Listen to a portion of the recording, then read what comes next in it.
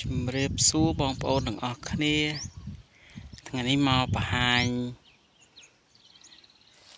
យើងត្រៀមដីនេះយើងត្រៀមដីដាំ500ដើមទៀតបងប្អូននេះហើយនេះប្រព័ន្ធតយោនេះយើងរៀបហើយអស់យើងនៅតែទាញយរុំទៅម្ដុំនោះយើងហើយអស់នៅអានេះយើងខ្វះតយោ27បណ្ដាតយោ60អីយើងរៀបហើយអស់មកវិញនោះចានេះប្រហែលជាកន្លះខែបន្តិចយើងអាចដាំបានហើយនេះយើងដាំមិនថងវាអានោះយើងដាំនេះណាល់មជុលខ្មៅនេះ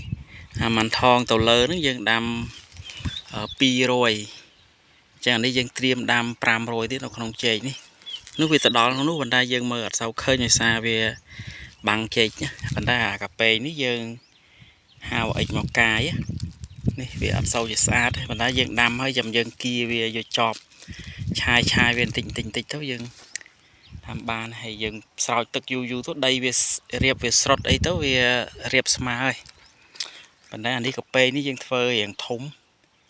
8យើងដាំ8ម៉ែត្រមួយដោយសារយើងឃើញកាប៉េនេះវារៀងគៀកប៉ុន្តែដោយសារតែយើងកាប៉េវាធំអានេះយើងត្រៀមដាំយើងដាំប៉ុណ្្នឹងទៀតទៅហើយវាជាអស់ដីហើយអស់ដីត្រឹមនោះអានោះស្ទឹងអញ្ចឹងវាអស់ដីត្រឹមហ្នឹងនេះប៉ុណ្នេះអានេះមជុលខ្មៅហើយយើងដេញទៅនោះមានមជុលខ្មៅមួយឆ្នាំជាងហើយទៅដល់នោះមានមិនថង2ឆ្នាំកន្លះហើយនឹងមានមូសាំងឃីងខ្លះដែរមូសាំងឃីងនឹងយើងដាំបណ្ដៃរៀងឡើងយឺតជាងមជុលខ្មៅយើងដាំរៀងបានល្អជាងហើយនោះមិនថងអានេះយើងដាំនេះយើងកាប់លងដាក់កបោសកបោអីហើយអស់ហើយយើងបាចកបោស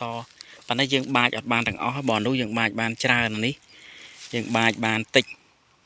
ហើយយើងដាំហើយចាំយើងបាចក៏បានប៉ុន្តែជាតាមពិតទៅវាយើងត្រូវបាចមុនបានល្អបាចឲ្យវាសម្រាប់មេរោគហើយយើងហាលដីតាមពិតអានេះហាលដីនេះវាល្មមនឹងយើងដាំហើយព្រោះយើងកាយចូលមួយខែជាងហើយអានេះកាលមុនក្នុងនេះយើងធ្វើស្រូវឥឡូវប្រហែលជាឆ្នាំហ្នឹងលែងបានធ្វើដោយសារតែយើងតាមទុរេនវិញហើយអញ្ចឹងយើងអាចទៅធ្វើនៅម្ដុំនោះអានោះទំនេរយើងដាំចេកចោលអានោះកម្រងរបស់យើងប្រហែលជាយើងដាំលម៉ើទេតាមមើលអត់ដាំទុរេនទៀតទេជំរាបលា